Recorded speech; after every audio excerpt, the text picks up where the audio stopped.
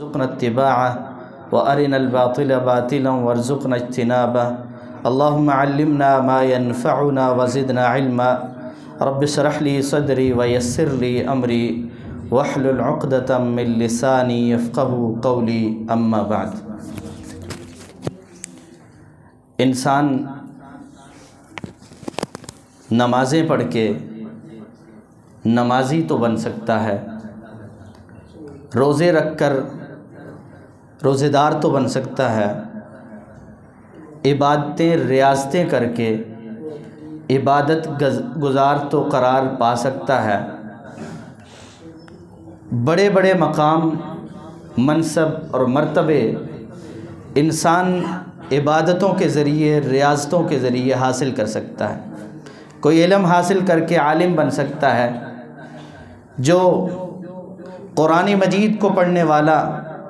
اس پہ محنت کرنے والا قاری قرآن بن سکتا ہے، اللہ کے راستے میں جہاد کرنے والا مجاہد اور شہید بن سکتا ہے۔ لیکن ایک شرف ایسا ہے، ایک مقام ایسا ہے، ایک مرتبہ ایسا ہے کہ انسان اپنی نمازوں کے ذریعے،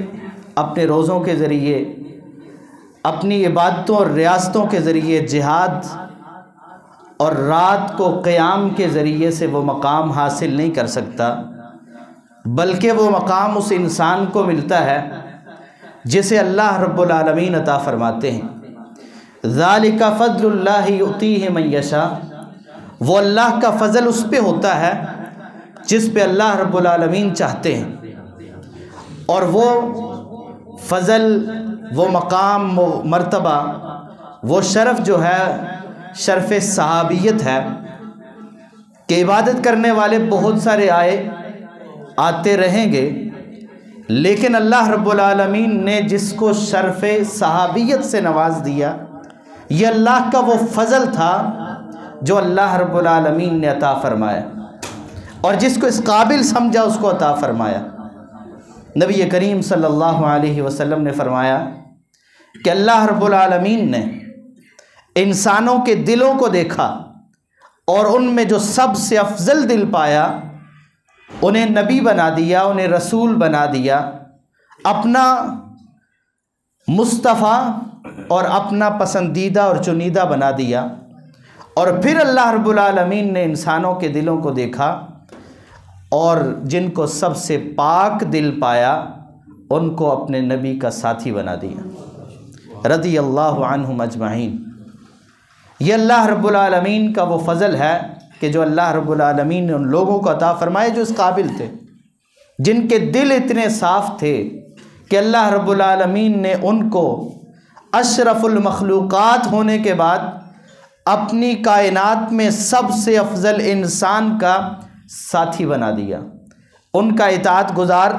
فرما بردار اور ان کا ہم نوالا اور ہم پیالہ بنایا۔ ان صحابہ کے بارے میں آج ان کی شان، ان کا مقام، ان کا مرتبہ اس بات کا محتاج نہیں ہے کہ میں اور آپ ان کی تعریف بیان کریں، لیکن ہمارا تعریف بیان کرنا یہ اپنے آپ کو اللہ کے عذاب سے بچانے اور اللہ کی رحمت کے مستحق قرار پانے کے لیے ہے، تاکہ ہم بھی ان لوگوں میں شامل ہو جائیں کہ جو نبی کریم صلی اللہ علیہ وسلم کے صحابہ سے نہ صرف محبت کرنے والے بلکہ ان کا دفاع کرنے والے، ان کا تذکرہ کرنے والے اور ان کے نقش قدم پہ چلنے والے، وہ ہستیاں کہ جن کے بارے میں اللہ رب العالمین نے قرآن مجید میں ان کے ایمان کو معیار مقرر کرتے ہوئے فرمایا فَإِنْ آمَنُوا بِمِثْلِ مَا آمَنْتُمْ بِهِ فَقَدِ اهْتَدَوْا، کہ اگر لوگ اس طرح ایمان لے آئیں جس طرح صحابہ کرام ایمان لائے ہیں، فَقَدِ اهْتَدَوْا، تو ہدایت یافتہ ہو جائیں۔ اور جن کے بارے میں نبی کریم صلی اللہ علیہ وسلم نے فرمایا، جب آپ نے فرمایا کہ میری امت 73 فرقوں میں، 73 جماعتوں میں بٹ جائے گی، صرف ایک جنت میں جانے والی ہوگی، صحابہ نے پوچھا من ہم یا رسول اللہ، وہ کون لوگ ہوں گے؟ آپ نے فرمایا ما انا علیہ و اصحابی، وہ لوگ ہوں گے جو میرے اور میرے صحابہ کے نقش قدم پہ چلنے والے۔ وہ صحابہ کرام رضوان اللہ علیہم اجمعین، ہاں ان کی ذات، ان میں سے ہر ایک کا مقام اور مرتبہ دوسرے سے مختلف ہے، لیکن ہمارا کام ان کے درمیان مقابلہ کروانا نہیں ہے۔ ہمارا کام یہ نہیں ہے کہ کون کس سے افضل ہے اور کون کس سے ادنا ہے۔ ہمارا کام یہ ہے کہ ہم نے سارے کے سارے صحابہ سے محبت کرنی ہے، سارے کے سارے صحابہ کا احترام کرنا ہے اور ان کا ذکر خیر کرنا ہے کہ رسول اللہ صلی اللہ علیہ وسلم نے فرمایا اذا ذکر اصحابی فامسکوا، کہ جب میرے صحابہ کا ذکر ہو، جب میرے صحابہ کا تذکرہ ہو، فامسکوا، اپنی زبانوں کو روک لو، انہیں ذرا محتاط کر لو، انہیں لگام ڈال دو کہ کہیں ایسا نہ ہو کہ کسی صحابی کے بارے میں کوئی ایسی بات ہو جائے جو اس کے شان کے خلاف ہو، کوئی نازیبہ بات نہ نکل جائے۔ اور یاد رکھیے کسی کی تعریف میں اگر غیر محتاط بات ہو گئی تو اتنا نقصان نہیں ہوتا، کسی کی تنقیص میں غیر محتاط بات ہو گئی تو انسان اپنے ایمان سے چلا جاتا ہے۔ اور پھر وہ ہستیاں جنہیں اللہ رب العالمین نے منتخب فرمایا نبی کریم صلی اللہ علیہ وسلم کی صحبت، آپ کی رفاقت کے لیے اس دنیا میں بھی اور انشاءاللہ آخرت میں بھی، وہ تو بڑی عظیم ہستیاں ہیں۔ ان میں سے ایک ایک صحابی کا مقام، مرتبہ، شان، عظمت ہم اگر بیان نہ بھی کریں تو اللہ کے ہاں بلند و بالا ہے، لیکن ہم بیان کس لیے کر رہے ہیں؟ ہم تذکرہ اس لیے کر رہے ہیں کہ ہمارے اسلاف کا تذکرہ ہو جائے، ہمارے لیے تذکیر اور نصیحت ہو جائے، اور ہم بھی ان لوگوں میں شامل ہو جائیں جو صحابہ سے محبت کرنے والے اور ان کا نام لینے والے۔ اور صحابہ کرام رضوان اللہ علیہم اجمعین، ان کا مقام، ان کا مرتبہ، ان کی شان، ان کی عظمت قرآن نے بار بار بیان کی ہے۔ اس لیے ابتدائیہ کے طور پہ سمجھ لیجئے کہ صحابہ تو وہ ہیں کہ جن کے بارے میں قرآن کہتا ہے اولئک هم المفلحون، اولئک هم الفائزون، اولئک هم المؤمنون حقا، اولئک هم المہتدون۔ سارے سرٹیفکیٹ دنیا کی کامیابی کے اور آخرت کی کامرانی کے وہ تو صحابہ کو مل گئے۔ اولئک الذین امتحن اللہ قلوبہم للتقوی، اللہ رب العالمین نے ان کے دلوں کا امتحان لیا تو پھر بھی وہ امتحان میں پاس ہو گئے۔ اللہ رب العالمین نے ان سے ان کی جانیں مانگی، انہوں نے اپنی جانیں قربان کر دی، ان سے ان کا وقت مانگا، اللہ کے لیے وہ بھی دے دیا، اور ان سے ان کی اولادیں مانگی، وہ بھی قربان کر دی۔ صحابہ نے تو اپنے پاس رکھا ہی کچھ نہیں تھا۔ لیکن آج اگر کوئی انسان بد زبانی کر کے، اپنی زبان کو بے لگام کر کے صحابہ کے بارے میں کوئی نازیبہ بات کہے گا تو پھر وہ اپنا نقصان کر رہا ہے، صحابہ کی شان میں کوئی کمی نہیں ہوگی۔ اگر کوئی سمجھتا ہے نا کہ فلاں صحابی اس نے یہ کر دیا تھا، اس نے وہ کر دیا تھا، اس نے یہ کیا ہے، تو یہ یاد رکھیں کہ وہ اپنا نقصان کر رہا ہے، وہ صحابہ کا کچھ نہیں بگاڑ سکتا۔ آنکھیں اگر بند ہوں تو دن بھی رات ہے، بھلا اس میں کیا قصور ہے آفتاب کا؟ کسی کو اگر ان کی شان و عظمت نظر نہ آتی ہو تو اس کا اپنا قصور ہے۔ سیدنا امیر معاویہ رضی اللہ تعالی عنہ، کون نہیں جانتا کہ صحابہ میں ان کا مقام کیا ہے، ان کا مرتبہ کیا ہے؟ کسی کو ان کا مقام و مرتبہ ہضم نہ ہوتا ہو تو اپنے ایمان کی خیر منائے، ان کے ایمان میں کوئی کمی نہیں ہوگی، بلکہ ان کے اعمال اور ان کے اجر و ثواب میں تو اضافہ ہی ہو رہا ہے۔ سیدنا امیر معاویہ رضی اللہ تعالی عنہ، جن کی فضیلت اور جن کی سیرت کے بارے میں ہماری گفتگو ہے، نبی کریم صلی اللہ علیہ وسلم کے وہ عظیم صحابی کہ جب اللہ کے رسول صلی اللہ علیہ وسلم پر ایمان لے آئے، فتح مکہ کے بعد آپ صلی اللہ علیہ وسلم کے ساتھ رہے، وہی لکھتے رہے، اللہ کے رسول کے اوپر نازل ہونے والا وہ قرآن جس کو پڑھ کے آج پڑھنے والا کہتا ہے خیرکم من تعلم القرآن وعلمہ، کہ بہترین وہ ہے جو قرآن پڑھتا اور پڑھاتا ہے، جو قرآن سیکھتا اور سکھاتا ہے۔ کیا وہ بہترین نہیں تھے جن کے اوپر جب وحی آتی تھی تو وہ ساتھ لکھ لیا کرتے تھے؟ کہ اللہ کے رسول پہ جب وحی آتی، حضرت امیر معاویہ رضی اللہ تعالی عنہ کتابت کیا کرتے اس وحی کی، اس کی حفاظت کیا کرتے۔ آج اگر قرآن پڑھ کے کوئی کہے کہ میں سب سے افضل ہو گیا اور سیدنا امیر معاویہ کے بارے میں کہے کہ وہ سب سے افضل نہیں ہو سکتے کیونکہ وہ کتابت وحی کیا کرتے تھے، تو کیا خیال ہے؟ اپنے ایمان کی خیر نہیں بنانی چاہیے اس بندے کو۔ اور جن کے بارے میں نبی کریم صلی اللہ علیہ وسلم نے دعا کرتے ہوئے فرمایا اللہم اجعلہ ہادیا مہدیا، اے اللہ امیر معاویہ کو ہادی اور مہدی بنا دے، ہدایت کا سبب بنا دے، ہدایت کا سرچشمہ بنا دے، اس کے ذریعے سے دوسروں کو ہدایت دے، مہدیہ اس کو ہدایت یافتہ بنا، واہتدی بہ، اے اللہ اس کے ذریعے سے لوگوں کو ہدایت دے۔ اور جن کا تذکرہ کرتے ہوئے نبی کریم صلی اللہ علیہ وسلم یہ فرمائیں اور یہ دعا دیں کہ اللہ ان کو ہدایت والا بنا دے، ہدایت کا سبب بنا دے، آج ان کے بارے میں کوئی کہے کہ نہیں ان کے پاس ہدایت نہیں تھی۔ اور پھر نبی کریم صلی اللہ علیہ وسلم کے ساتھ سیدنا امیر معاویہ رضی اللہ تعالی عنہ کا جو تعلق ہے، آج کوئی بندہ اگر کسی سے کبھی ملتا ہے نا اور اس کا اگر ویدہ ہو جاتا ہے تو چاہتا ہے میں ساری زندگی اس کے ساتھ رہوں۔ اور انہوں نے صرف ایسا کہا نہیں تھا، انہوں نے ایسا کر کے دکھایا۔ جب اسلام قبول کیا، اسلام قبول کرنے کے بعد نبی کریم صلی اللہ علیہ وسلم کی وفات تک آپ کے ساتھ رہے۔ آپ پہ قرآن نازل ہوتا وہ لکھا کرتے، کوئی پیغام آتا یا اللہ کے رسول کہیں پیغام بھیجنا چاہتے، سیدنا امیر معاویہ رضی اللہ تعالی عنہ کو حکم دیتے کہ امیر معاویہ اس کو لکھ کر دے دیا کرتے۔ اللہ کے رسول کے ساتھ ایسا تعلق، اور صرف یہ تعلق یہی نہیں تھا بلکہ ام حبیبہ رضی اللہ تعالی عنہا جو ام المؤمنین ہیں، نبی کریم صلی اللہ علیہ وسلم کی زوجہ محترمہ ہیں، اہل ایمان کی ماں ہیں، ان کے بھائی بھی ہیں، گویا کہ اہل ایمان کے خالو بھی ہیں۔ تو نبی کریم صلی اللہ علیہ وسلم کے ساتھ سیدنا امیر معاویہ رضی اللہ تعالی عنہ ساتھ رہا کرتے، آپ کی خدمت کیا کرتے۔ اور جب اسلام قبول کیا تو عمر ہی کیا تھی؟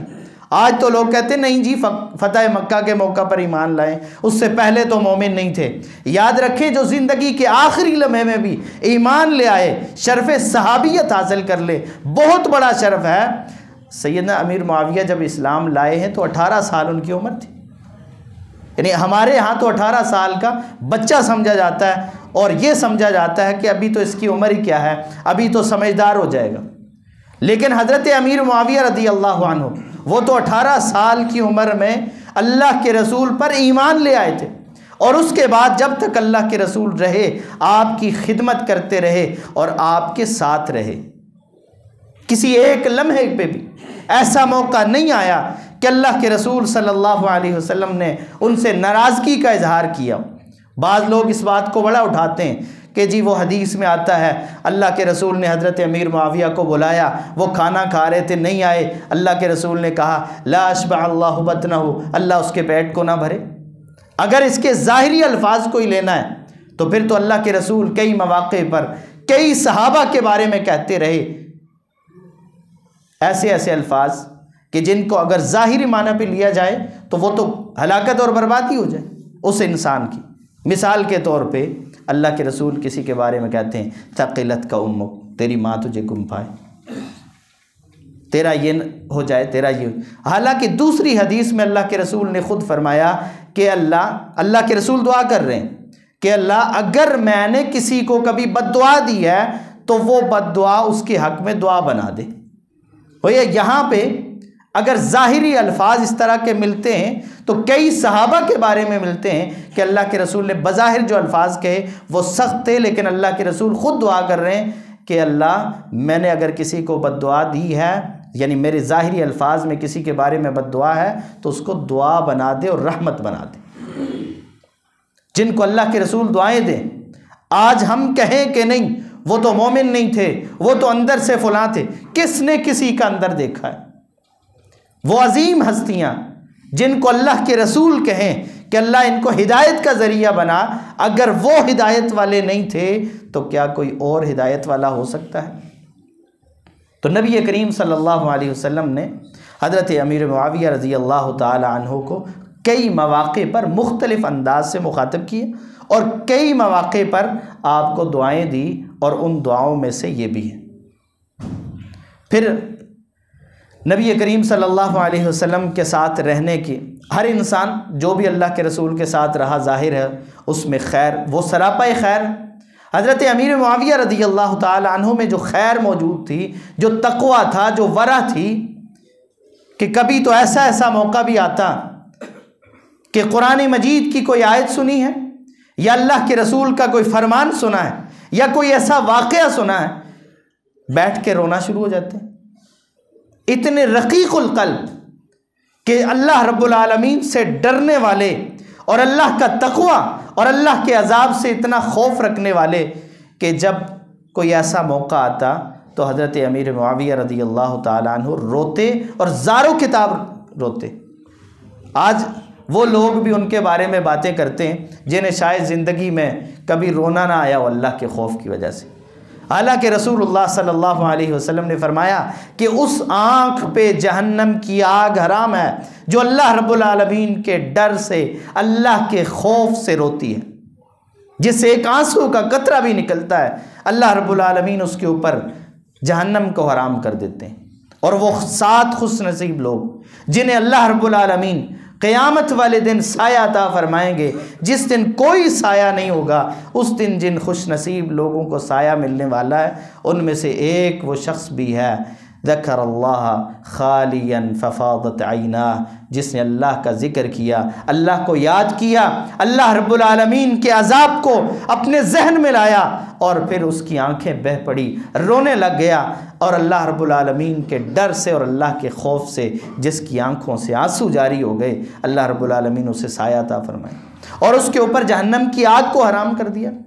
اور پھر حضرت امیر معاویہ رضی اللہ تعالی عنہ ارضا، وہ صحابی رسول ہیں کہ اللہ کے رسول صلی اللہ علیہ وسلم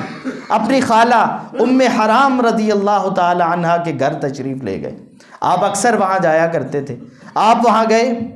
وہ اللہ کے رسول کے سر میں ہاتھ مارنے لگی، اللہ کے رسول صلی اللہ علیہ وسلم کے سر کو دیکھنے لگی، اللہ کے رسول وہاں بیٹھے بیٹھے سو گئے۔ جب آپ بیدار ہوئے، جب آپ جاگے، آپ مسکرا رہے تھے۔ کہنے لگی اللہ کے رسول مسکرانے کی کیا وجہ ہے؟ آپ نے فرمایا کہ میری امت کا لشکر جو سمندر میں جہاد کرے گا، میں نے اس کو دیکھا ہے، اور اس پر اللہ کے رسول مسکرا دیے۔ کہنے لگی اللہ کے رسول میرے لیے بھی دعا کر دیں کہ میں بھی ان میں سے ہو جاؤں۔ وہ خوش نصیب لوگ جن کے اوپر جنت واجب ہو چکی ہے اور جن پر اللہ کی رحمت ہونے والی ہے، ان خوش نصیب لوگوں میں میرے لیے بھی دعا کر دیں کہ میں بھی شامل ہو جاؤں۔ اللہ کے رسول نے فرمایا کہ تم بھی انہی میں سے ہو۔ اور پھر وہ موقع آیا، دنیا والوں نے دیکھا کہ اللہ کے رسول صلی اللہ علیہ وسلم کی وہ بشارت پوری ہو رہی ہے، اور حضرت عثمان رضی اللہ تعالیٰ عنہ کے دور میں ام حرام جو عبادہ بن صامت رضی اللہ تعالیٰ عنہ کی بیوی تھی، گئی اس لشکر کے ساتھ، اور اس لشکر کے امیر سیدنا امیر معاویہ رضی اللہ تعالیٰ عنہ تھے۔ نکلی، راستے میں سواری سے گری اور شہید ہو گئی،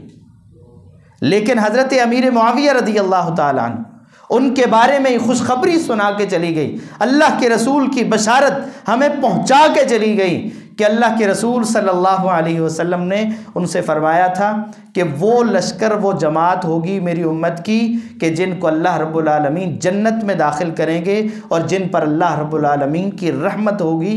اور جو اللہ کے رحم کردہ لوگ ہوں۔ حضرت امیر معاویہ رضی اللہ تعالیٰ عنہ اس لشکر میں نہ صرف شریک تھے بلکہ اس لشکر کے امیر تھے جنہوں نے سمندروں میں جہاد کیا، جن کے بارے میں اللہ کے رسول نے خوشخبریاں سنائی کہ اس میں شریک ہونے والا ایک ایک بندہ مغفور لہو ہے، اس کو اللہ رب العالمین نے معاف کر دیا ہے، اس کے اگلے پچھلے اللہ رب العالمین معاف کر دیں۔ لیکن ہم کہیں کہ نہیں، انہوں نے یہ کیا تھا اور انہوں نے وہ کیا تھا۔ حساب کس نے لینا ہے؟ کیا میں نے اور آپ نے لینا ہے، یا اللہ رب العالمین نے لینا ہے؟ اور وہ اللہ رب العالمین اپنے پیغمبر کی زبانی پہلے سے یہ خوشخبریاں دے رہے ہیں کہ وہ مغفور لہو لوگ ہوں گے جو سمندر کا جہاد کرنے میں شریک ہوں۔ اسی طرح صحابہ کرام رضوان اللہ علیہم اجمعین سیدنا امیر معاویہ رضی اللہ تعالیٰ عنہ کی تعریفیں کیا کرتے۔ اہل بیت حضرت حسن رضی اللہ تعالیٰ عنہ کو دیکھیں کہ وہ حضرت امیر معاویہ رضی اللہ تعالیٰ عنہ کے حق میں دستبردار ہو جاتے ہیں۔ کیا کوئی انسان کسی ظالم کے حق میں دستبردار ہوتا ہے؟ آج اگر کوئی کم ترین ایمان والا انسان بھی کہیں پہ اڑ جائے نا، اور غیرت ایمانی پہ اڑ جائے، تو پیچھے ہٹنے کو تیار نہیں ہوتا، کہتا میں اللہ کے لیے لڑ رہا ہوں۔ لیکن حضرت حسن رضی اللہ تعالیٰ عنہ 20 سال تک ان کی خلافت بھی مانتے رہے، اور اس سے پہلے 20 سال حضرت امیر معاویہ رضی اللہ تعالیٰ عنہ شام کے گورنر بھی رہے۔ 40 سال جنہوں نے اللہ کے دین کی خدمت کی، جنہوں نے مسلمانوں کی خدمت کی، مسلمانوں کے ایک ایک بچے کی حفاظت کی، اور دین اور دینداروں کی خدمت کرتے رہے، ان کے بارے میں کوئی کہے کہ نہیں وہ تو ایسے تھے اور ویسے تھے، اور جن کے بارے میں اللہ کے رسول فرماتے ہیں خیر القرون قرنی ثم الذین یلونہم ثم الذین یلونہم، بہترین زمانے کے جو حاکم رہے اور بہترین زمانے میں جو مسلمانوں کی خدمت کرتے رہے، وہ اگر بہترین نہیں ہے تو پھر بہترین کون ہوگا؟ اسی طرح صحابہ کرام مختلف مواقع پر سیدنا امیر معاویہ رضی اللہ تعالی عنہ کی تعریف، سیدنا عبداللہ ابن عباس، سیدنا عبداللہ بن عمر بن عاص رضی اللہ عنہم، کئی صحابہ، حضرت عمر رضی اللہ تعالی عنہ کی زبان سے ان کی تعریفات اور ان کے بارے میں اچھے جملے اور اچھے کلمات، یہاں تک کہ پوچھنے والوں نے عبداللہ بن مبارک رحمہ اللہ سے پوچھا، سوال کیا کہ آپ کیا سمجھتے ہیں، عمر بن عبدالعزیز افضل ہیں یا معاویہ بن ابی سفیان افضل ہیں رضی اللہ عنہ؟ عمر بن عبدالعزیز نیک، صالح، متقی، پرہیزگار، بڑی خیر والے، لیکن صحابہ میں نہیں ہیں، صحابہ کے بعد تشریف لائے۔ سیدنا عبداللہ بن مبارک رحمہ اللہ، انہوں نے جواب دیا تو یہ دیا، مقابلہ نہیں کروایا کہ عمر بن عبدالعزیز کی نمازیں زیادہ ہیں، روزے زیادہ ہیں، اور خلیفہ راشد ہیں، فلاں ہیں، نہیں، فرمایا کہ کسی صحابی کے مقابلے میں کسی کو کھڑا نہیں کیا جا سکتا، کسی صحابی کے مقابلے میں کسی کو کھڑا نہیں کیا جا سکتا۔ صحابہ تو وہ ہیں کہ جن کے ایک دفعہ اللہ کے رسول کو دیکھنا کائنات کی ساری نمازیں ملا لی جائیں اس کے برابر نہیں ہو سکتی۔ صحابہ نے وہ شرف، وہ مقام حاصل کیا ہے جو اللہ رب العالمین نے ان کو مقام دیا، وہ ساری کائنات، ساری امت بھی مل کے حاصل کرنا چاہے نہیں کر سکتی۔ تو عبداللہ بن مبارک رحمہ اللہ فرمانے لگے کہ کسی صحابی کے مقابلے میں کسی دوسرے کو کھڑا نہیں کیا جا سکتا، یعنی سیدنا عمر بن عبدالعزیز کی نمازیں، روزے، ان کی خیر، ان کا تقوی اپنی جگہ پر، لیکن سیدنا امیر معاویہ رضی اللہ عنہ کے مقابلے میں ہم ان کو نہیں کھڑا کر سکتے۔ اور پھر جب ان کا مقام یہ ہے، ان کا مرتبہ یہ ہے، اور ان کی سیرت اور کردار، کبھی اس کا مطالعہ تو کیجئے کہ اللہ رب العالمین نے کتنی فقاہت سے نوازا ہے، کتنی سمجھداری سے نوازا ہے، اللہ رب العالمین نے کتنی بردباری سے نوازا ہے۔ ایک کامیاب سیاستدان اور کامیاب حاکم رہے ہیں، اور جنہوں نے مسلمانوں کی ہر پل خدمت کی ہے، مسلمانوں کے فتوحات میں اضافہ کیا ہے، اور ہر جگہ پہ مسلمانوں اور اہل اسلام کے کام آنے والے، آج ان کے بارے میں اگر ہماری زبانیں، یہ گناہگار سی زبانیں، یہ حقیر سی زبانیں جن کی کوئی حیثیت بھی نہیں ہے، ان کے بارے میں کوئی نازیبہ بات کہیں گی تو یہ اپنے ایمان سے ہاتھ دھونے والی بات۔ اب میری اور آپ کی ذمہ داری کیا؟ یعنی ہم ان کی شان، مقام، مرتبے کا تذکرہ کرتے رہیں، وہ ختم نہیں ہوتا، لیکن ہماری ذمہ داری کیا ہے؟ میرا اور آپ کا کرنے کا کام کیا ہے کہ ہمارا رویہ، ہمارا کردار ایک ایک صحابی کے بارے میں کیا ہونا چاہیے؟ ہم میں سے کون ہے جس میں غلطیاں نہ ہوں؟ کوئی ایک بندہ یہ دعویٰ کر سکتا ہے کہ میرے اندر کوئی غلطی نہیں؟ کوئی نہیں کر سکتا۔ اعتراض کرنے والوں میں بھی کوئی نہیں کر سکتا۔ کیا آپ اس بات کی اجازت دیتے ہیں کہ آپ کی غلطی کو میں لوگوں میں بیان کروں، مجھے پتہ چل جائے اور میں جا کے لوگوں کو بتاؤں کہ فلاں صاحب وہ یہ کام کرتے ہیں۔ کیا آپ اس بات کی اجازت دیتے ہیں؟ کوئی بندہ بھی اس بات کی اجازت دینے کو تیار نہیں، اور شریعت بھی اس بات کی اجازت نہیں دیتی۔ شریعت بھی یہ اجازت نہیں دیتی کہ کوئی بندہ کسی دوسرے کے عیوب بیان کرے۔ وَلَا يَغْتَبْ بَعْضُكُمْ بَعْضًا أَيُحِبُّ أَحَدُكُمْ أَن يَأْكُلَ لَحْمَ أَخِيهِ مَيْتًا، فرمایا کہ تم میں سے کوئی کسی کی غیبت نہ کرے۔ عیب ہر بندے میں ہوں گے، ہر ایک کے اندر کوتاہیاں ہوں گی، کمیاں ہوں گی، معصوم انبیاء کی ذات ہے، لیکن اسلام اس بات کی اجازت نہیں دیتا کہ کوئی کسی کی غلطیاں اور اس کی عیوب بیان کرے۔ اگر میں اور آپ اپنی ذات کے بارے میں اجازت نہیں دیتے کہ میرا کوئی عیب کسی دوسرے کو بتایا جائے، تو کیا وہ ہستیاں جو اس دنیا سے جا چکی ہیں، اور صرف دنیا سے جا نہیں چکی، وہ عظیم ہستیاں کہ جن کے بارے میں اللہ کے رسول بھی کہتے ہیں لا تسبوا اصحابی، میرے ساتھیوں کو برا بلا نہ کہنا، اذا ذکر اصحابی فامسکوا، جب میرے ساتھیوں کا ذکر ہو تو اپنی زبانوں کو روک لینا۔ کیا ان کی غیبت کرنا اور ان کے بارے میں نازیبہ باتیں کہنا، اور جو ان میں نہ ہو وہ چیزیں بھی ان پہ بہتان اور الزام لگانا، اس کی اجازت ہو سکتی ہے؟ ہو سکتی ہے؟ کبھی ہو سکتا ہے کہ کسی میں کوئی غلطی ہو کسی مسئلے میں۔ کون سا وہ گھر ہے جس گھر میں اختلاف نہ ہوتا ہو؟ کوئی ایک گھر دکھا دیں کہ جس میں اولاد یہ کہے کہ میرے ماں باپ میں کبھی اختلاف نہیں ہوا، کبھی کوئی نازیبہ بات نہیں ہوئی، کوئی ایک گھر بھی نہیں دکھا سکتے۔ لیکن کیا اولاد کو یہ حق حاصل ہے کہ وہ اپنے ماں باپ کے درمیان ہونے والی تلخ باتوں کو باہر جا کے بیان کرے کہ آج میرے ابا جی نے نا اماں جی کو یہ کہا ہے؟ کوئی سمجھدار بچہ ایسے کرتا ہوگا؟ کبھی آپ نے سنا ہو؟ اگر سنیں گے بھی تو کیا کہیں گے؟ بیٹا گھر کی باتیں باہر نہیں کرتے، اس طرح کی حرکت نہیں کرتے۔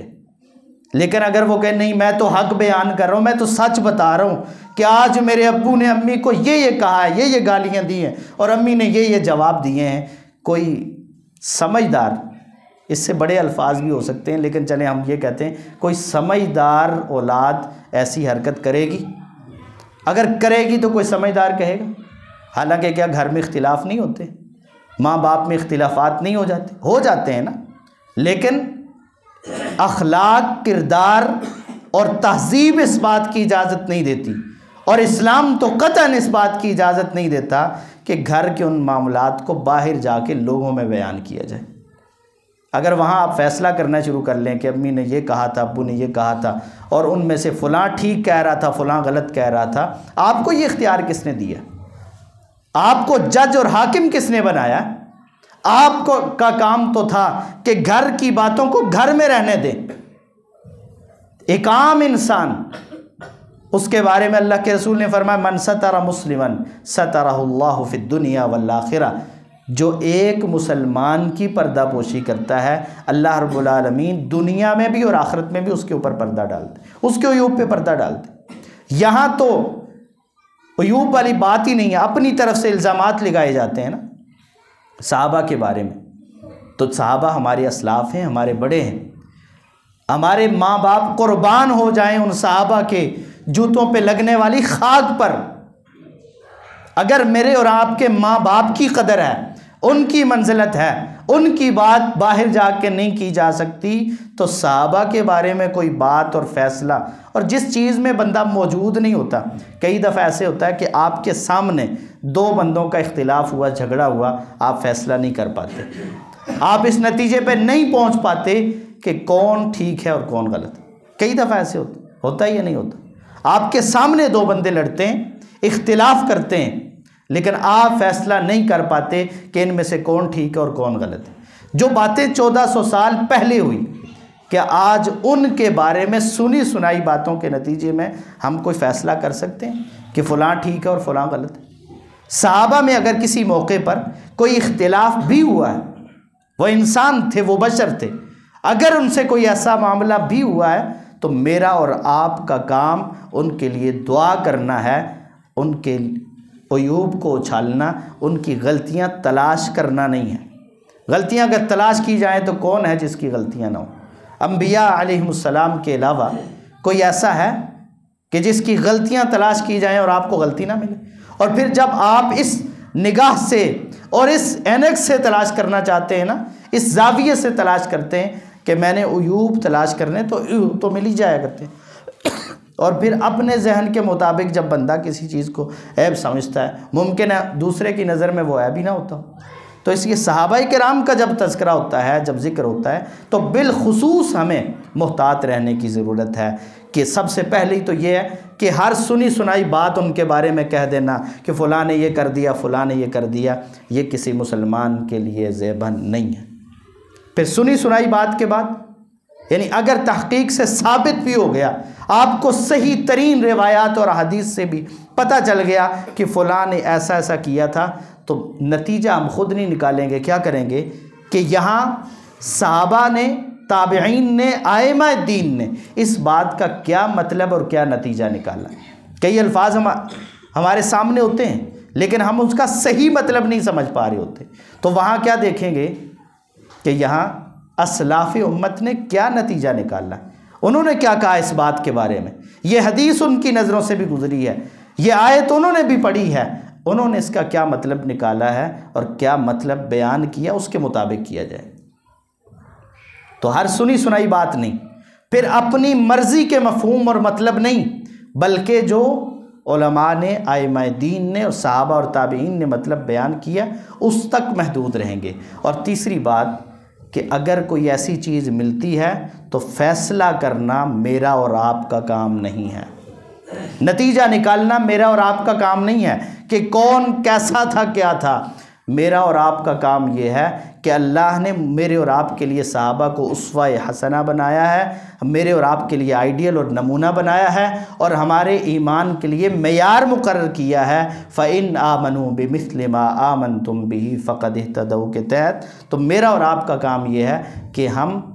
وہاں پہ ان کے معاملات کو ان تک چھوڑیں۔ بڑوں کے معاملات بڑوں میں اچھے لگتے ہیں، اگر بڑوں کے معاملات چھوٹوں میں ڈسکس ہونے لگے نا تو وہ پھر باادب معاشرہ نہیں ہوتا۔ تو ہر وہ بات، ہر وہ سوچ، ہر وہ نظریہ جو صحابہ کرام سے دور کرنے والا ہو تو سمجھ لیجئے کہ یہ باطل کی سازش ہے اور یہ ہمارے اسلاف سے ہمیں دور کرنے کی سازش ہے۔ میرا اور آپ کا کام یہ نہیں ہے کہ ہم ان کے بارے میں فیصلے کریں، ہم تو اپنے فیصلے نہیں کر سکتے، ہم تو اپنے بارے میں کوئی بات نہیں کہہ سکتے، ہماری کیا مجال ہے اور ہماری حیثیت کیا ہے کہ ہم صحابہ کرام کے درمیان فیصلہ کرنے کے لیے عدالت لگا کے بیٹھ جائیں کہ فلاں ایسا تھا اور فلاں ایسا تھا، فلاں حق پہ تھا اور فلاں باطل پہ تھا۔ اللہ رب العالمین ان سب سے راضی ہو گئے، ان سب کو کامیابی کے سرٹیفکیٹ دے دیے۔ اولئک هم المفلحون، اولئک هم الفائزون کہہ دیا۔ اب میرا اور آپ کا کام یہ ہے کہ ہم ان کے نقش قدم پہ چلنے کی کوشش کریں۔ جو ہم نے کہا، جو سنا، اس میں جو غلطی کوتاہی ہوئی اللہ رب العالمین اس سے درگزر فرمائیں، اور جو صحیح بات ہوئی اس پہ عمل کرنے کی توفیق عطا فرمائیں۔ ہمیں نبی کریم صلی اللہ علیہ وسلم سے، آپ کے صحابہ سے، آپ کے اہل بیت سے، ائمہ دین سے، علماء کرام سے محبت کرنے کی توفیق عطا فرمائے۔ وآخر دعوانا ان الحمد للہ رب العالمین۔